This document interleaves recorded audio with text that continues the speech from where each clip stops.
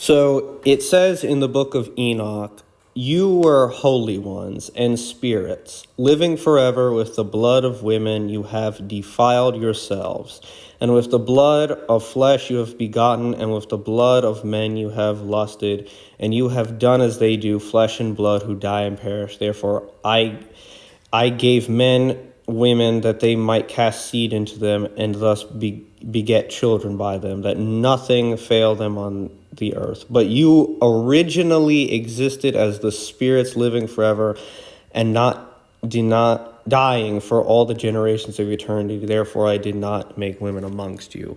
Now, that's pretty interesting because it basically, it calls into question, like, how did the angels, these fallen angels, how did they breed with these women? I know there's a lot of theories about it, but any theory, like Thomas Aquinas basically thought that they basically took seed from other men and put them in women. But the problem is, he says, well, they would still be humans. And so what's really interesting here is it says, originally you existed as spirits. He's talking to the fallen angels. And there's a lot of talk about blood. There's a lot of mention of blood, and you defiled yourselves with blood of flesh and blood of men you've lusted. And so there's a theory that I've heard that basically, in order for these spirits to breed with the women, they first had to take a fleshly form, because angels can take forms of humans. They can eat, they can drink, they can disguise themselves as humans.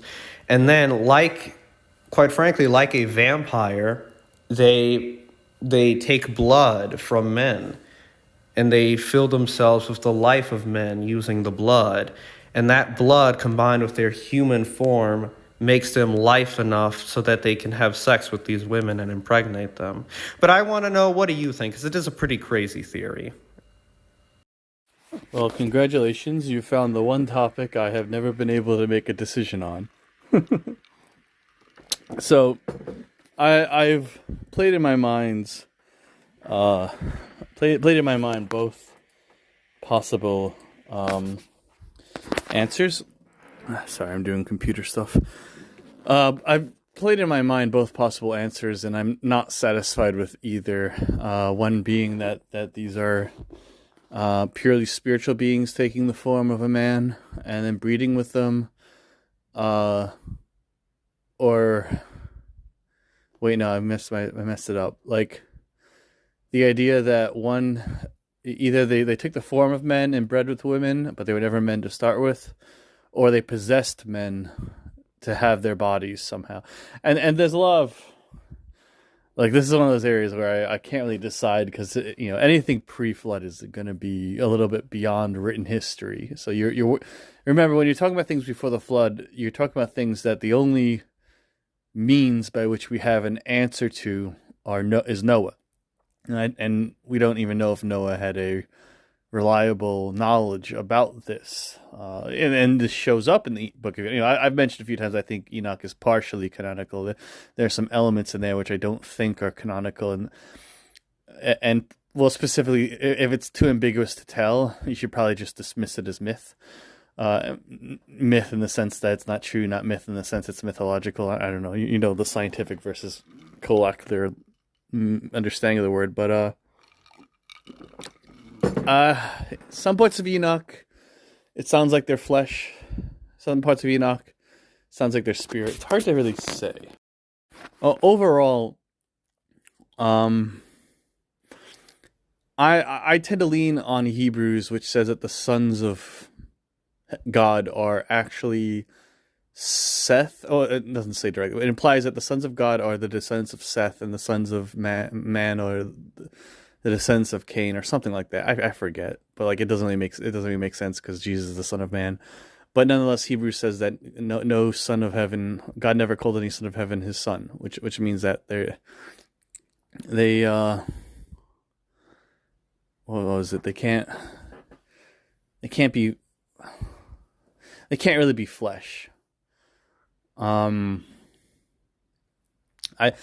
anyway, I tend to lean on the view that these beings probably possessed men, And I don't know how that would work in terms of messing with the body.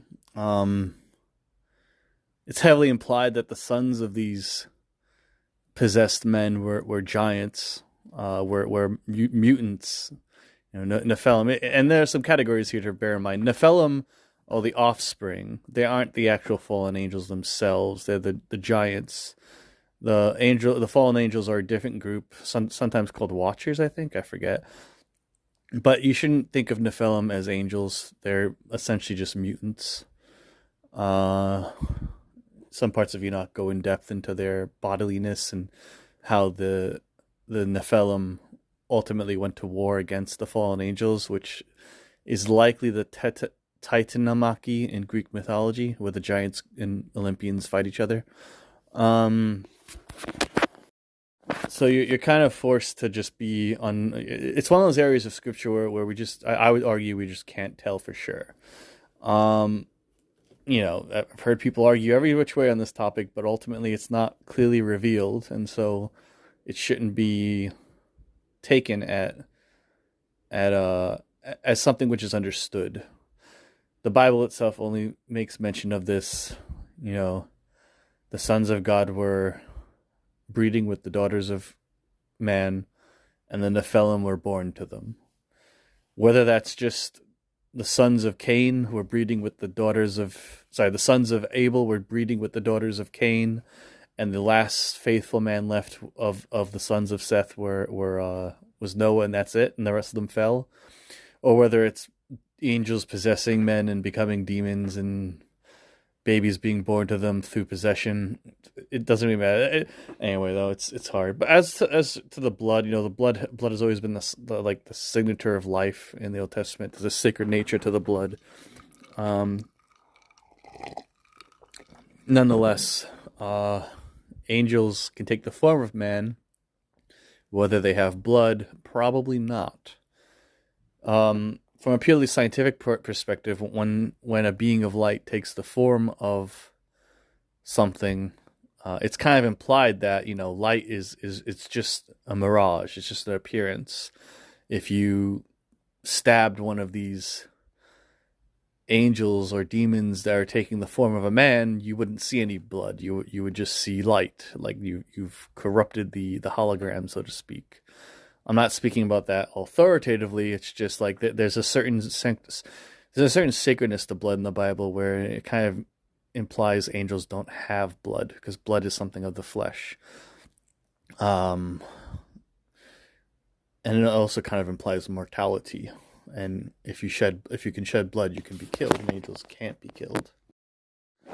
So it's probably worth, like in terms of story writing, within that ambiguity, you can choose to make up shit that fills the gaps, or you can respect the ambiguity and never actually explain it, which is always more fun because it allows you to have your reader play with emotion.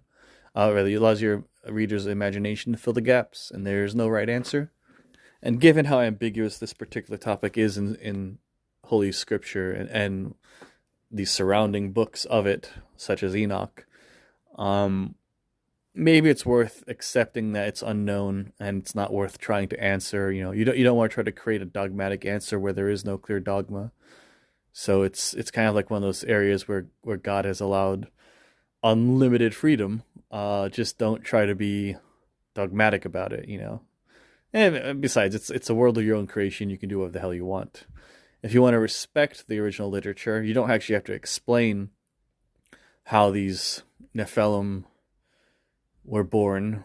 You just say somehow the angels made corrupted bodies.